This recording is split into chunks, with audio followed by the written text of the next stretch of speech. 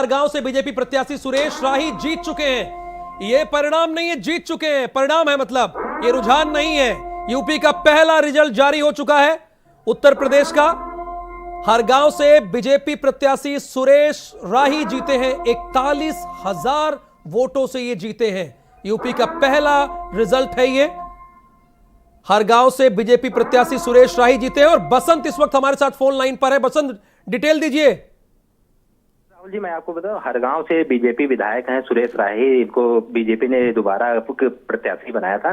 करीब 41,000 से वोटों से ये विजयी हुई हैं। और वहीं पर जो सपा के कैंडिडेट थे रामहेत भारती, पूर्व मंत्री भी रहे हैं, हाल ही में बीजेपी छोड़ के सपा में गए थे और सपा ने इनको प्रत्याशी बनाया था। वो सेकंड नंबर पे रहे हैं। तो ये हर गाँव से सुरेश राही हैं जो 41,000 वोटों से विजयी हुए हैं। जी चलिए, पहला रिजल्ट आया और दोनों अगर देखिए तो कहीं ना कहीं भाजपा ही है। जो समाजवादी पार्टी ने जिनको टिकट दिया था वो भी भारतीय जनता पार्टी में थे, इस बार थे, उन्होंने सेकंड पोल किया है। और पहले नंबर पर सीतापुर से जीते हैं ये भारतीय जनता पार्टी के प्रत्याशी। इनका नाम सुरेश राही है। पहला रिजल्ट है, ये जीत चुके हैं, वो भी 41,000 वोटों से ये जीते हैं।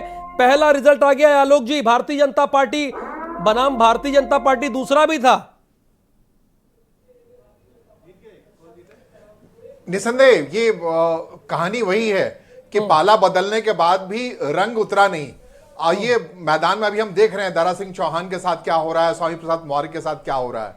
तो आप चाहो रंग बदलो, लेकिन मतदाता आपको पहचान रहा है। और आइडियोलॉजी की मोटे तौर पे ये जीत है, आप राहुल देखेंगे तो, और उस पेशबंदी की जीत है। ठीक है अमित पुरी जी, आपको बधाई। पहली जीत हुई, पहली जीत, धन्यवाद। लेकिन एक इस परिणाम में भी एक इंपॉर्टेंस है। श्री सुरेश राही जी रामलाल राही जी के सुपुत्र हैं। कांग्रेस की सरकार में केंद्रीय गृह राज्य मंत्री होते थे रामलाल राही जी। अब आप देखें कि उत्तर प्रदेश की राजनीति में एक बड़ा पैराडाइम शिफ्ट आ रहा है।